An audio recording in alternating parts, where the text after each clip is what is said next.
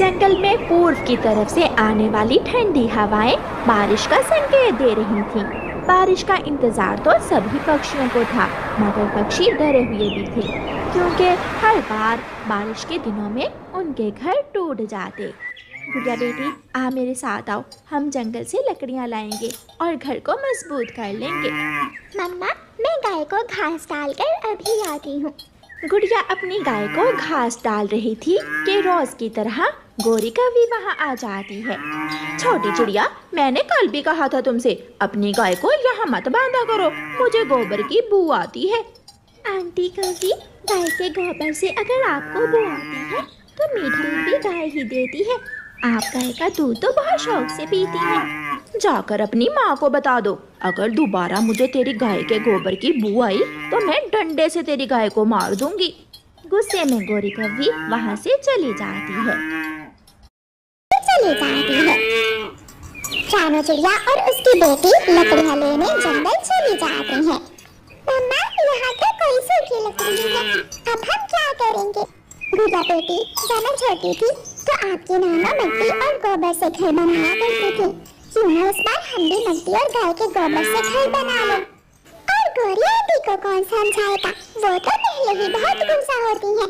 अगर उसे गोबर की बू आई तो वो हमारे बने बनाए घर को ही गिरा देगी।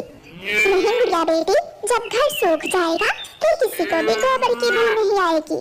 वो घर बहुत शानदार होगा और मजबूत भी। मम्मा, मैं नानों को बुला कर लाती हूँ और हम गोबर और मिट्टी से घर बना लेती हैं। ठीक है गुड़िया बेटी, मैं सूखा घास लेकर घर जा रही हूँ, आप अपनी नानों को बुला कर ले आओ। फिर गुड़िया अपनी नानों को लेने चली जाती है। नानो नानो, मम्मा ने मुझे भेजा है। नानो, आप हमें मिट्टी और गोबर से घर बना दे। गुड़िया बेटी, मिट्टी और गोबर से बना हुआ घर बहुत मजबूत होगा। फिर गुड़िया की नानो गुड़िया के साथ जाती है। गुड़िया की नानो मिट्टी और गोबर से घर बनाना शुरू करती है। गुड़िया अपनी नानो को सूखा घास देती है और मम्मा चिड़िया लकड़ियों को कुल्हाड़ी से छोटी करती है। वो सारा दिन काम करती है। कालू, वो छोटी चिड़िया तो आज कोई नया ही काम कर रही है। वो गोबर और मिट्टी से अपना घर बना रही है।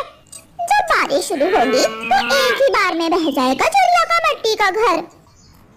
चिड़िया का घर बन जाता है। अब चिड़िया बहुत खुश थी। दूसरे दिन गुड़िया की नानो गुड़िया के लिए बेसन के लड्डू बना रही थी तो बारिश शुरू हो जाती है। गुड़िया बेटी, अब हमें कोई चिंता नहीं है, हमारा घर बहुत मजबूत है। मम्मा, इस बार मैं बारिश को आराम से बैठकर देख सकूंगी। गुड़िया उसकी नानो और उसकी मम्मा घर में मजे कर रही थी और उनकी गाय पेड़ के नीचे आराम से खड़ी थी। तेज बारिश की वजह से गोरी के घर की छत से पानी टपकने लगता है। कालू, ये छाता लो और घर की छत पर बैठ जाओ और बारिश के पानी को घर में आने से रोको। गोरी, ये बहुत मुश्किल है, मुझसे नहीं हो पाएगा। ये तो अब करना ही होगा, वरना सारा घर पानी से भर जाएगा। फिर कालू कौवा छाता लेता है और घर की छत पर बैठकर बारिश के पानी को रोकने लगता है। थोड़ी देर बाद कालू कौवा थक जाता है। गोरी, मैं बहुत थक गया हूँ, छत का सुराख बहुत बड़ा है, किसी वक्त भी घर गिर सकता है, हमें कहीं और जाना होगा। कालू, वो चिड़िया तो अब कभी भी हमें अपने मिट्टी और गोबर के घर में नहीं आने देगी। अब हम कहाँ जाएं? हम कबूतर के पास चले जाते हैं। कबूतर का घर अभी तक टिका हुआ है। और कालू कौवा कबूतर के घर चले जाते हैं, जहाँ कवि और कौवा बारिश में इधर उधर भीग रहे थे। वही चिड़िया अपने सुंदर से मिट्टी और गोबर के घर में आराम से बैठी हुई थी।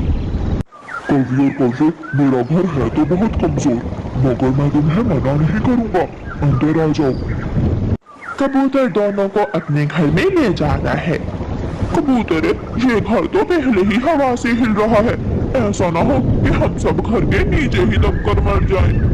आराम से एक जगह बैठ जाओ, ज्यादा इधर उधर मत जाओ।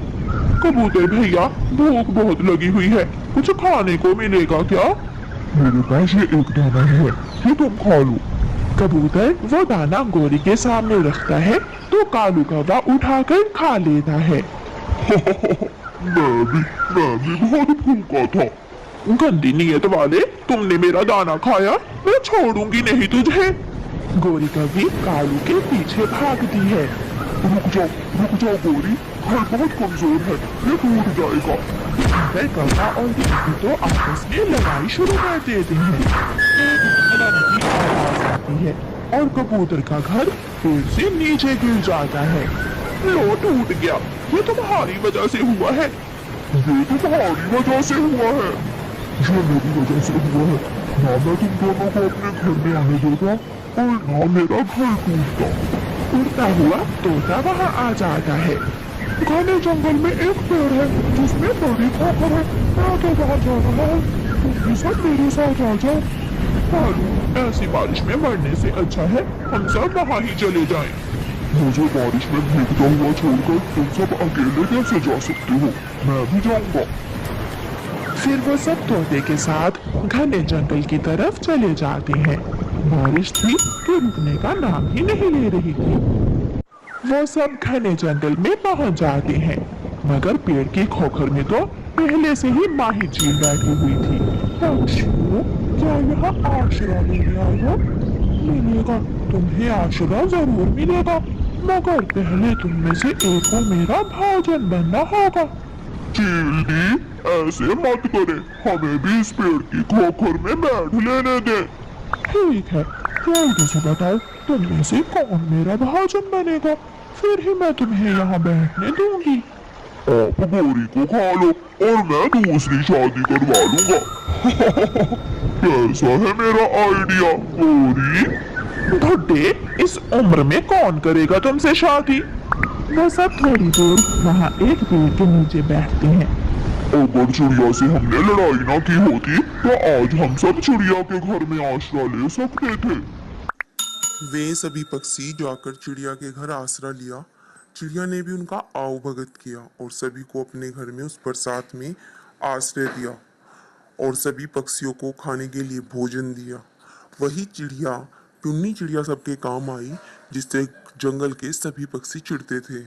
इस कहानी से हमें क्या सीख मिलती है दोस्तों? इस कहानी से हमें ये सीख मिलती है कि हमें कभी भी किसी को छोटा या बड़ा जानकर नहीं, हमेशा एक अच्छा व्यवहार करने वाला देखना चाहिए। चिड़िया का व्यवहार बहुत अच्छा था, इसलिए सभी पक्षियों ने उसी के घर आश्रय लिया और उसने सबको आश्रय दिया भी है।